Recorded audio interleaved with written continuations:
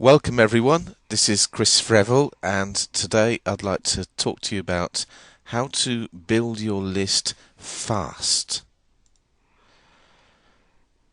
We're going to cover quite a few subjects today, but I just wanted to briefly touch on the basics, just so that you've got those in place. I'm not going to dwell much time on them because I'll probably cover them in a separate video aimed mainly at newbies, but just to mention it that if you're going to be building a list, absolutely no point trying to do it on your own servers with your own PC.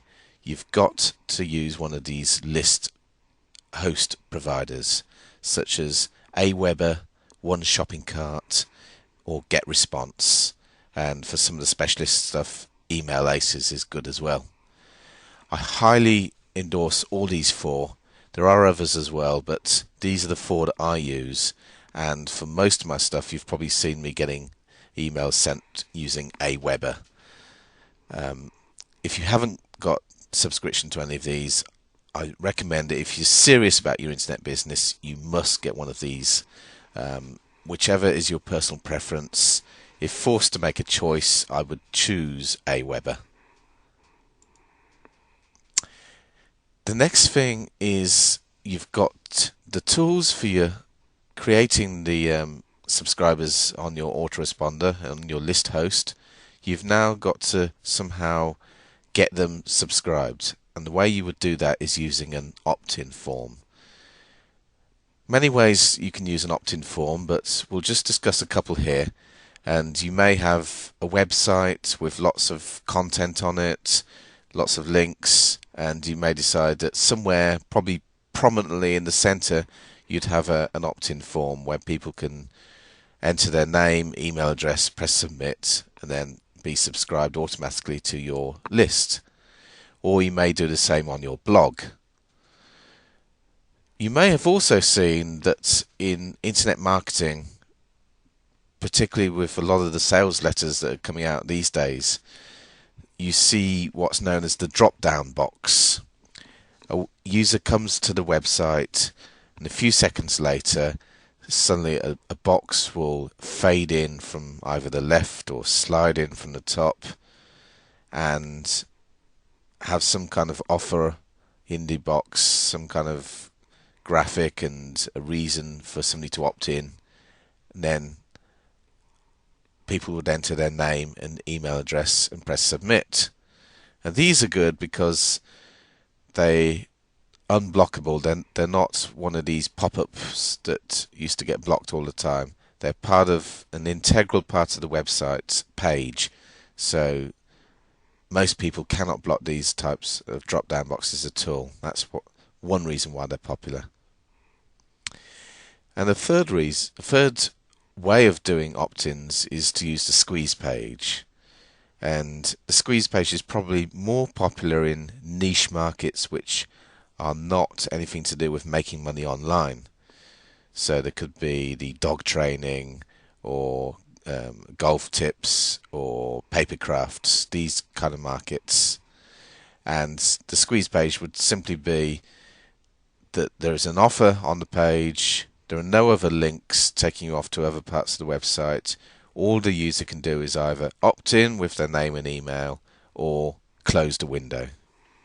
So they're highly effective, but not quite as popular in internet marketing sites because internet marketers like to protect their list and not sort of allow other marketers to sort of get all the names off the list easily. But we've got a few tactics which I'll come on to in a minute where we can use the squeeze page to good effect in internet marketing, and it will help you build your list extremely fast. So more about that in just a few minutes.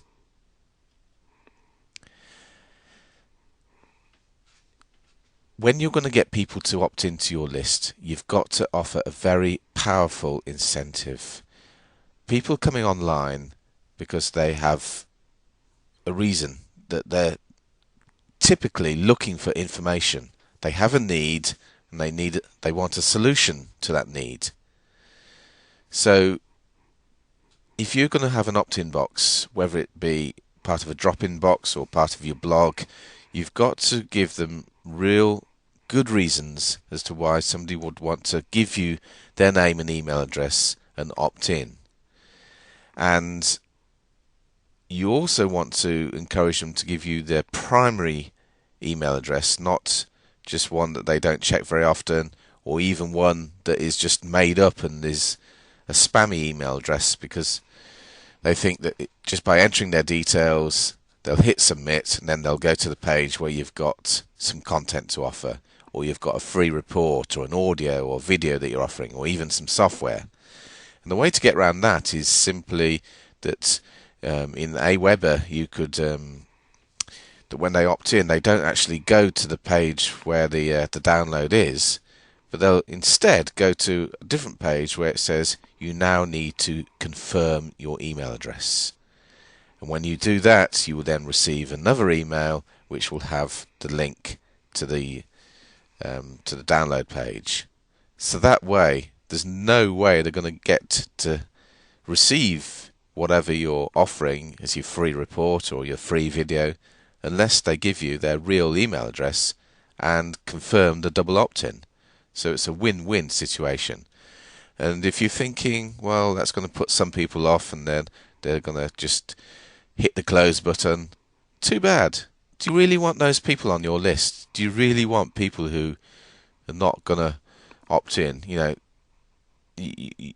you've got to offer something of real value that is going to encourage people to opt in. And I'll come on to some good techniques to use.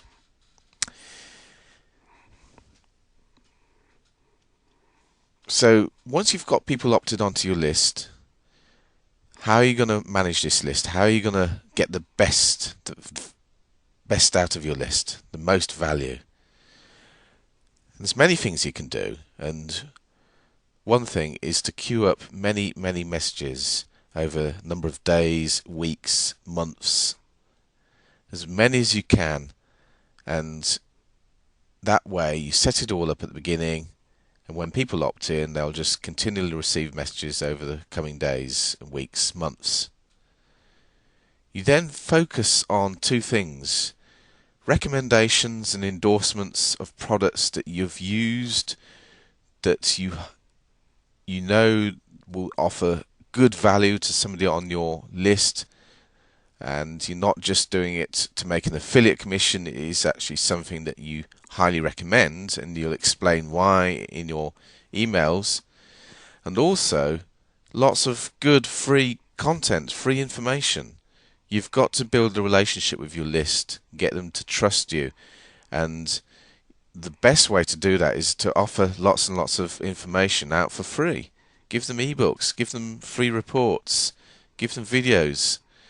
That way, when you do have something to offer, they're far more likely to take action than somebody who's just making offers all the time.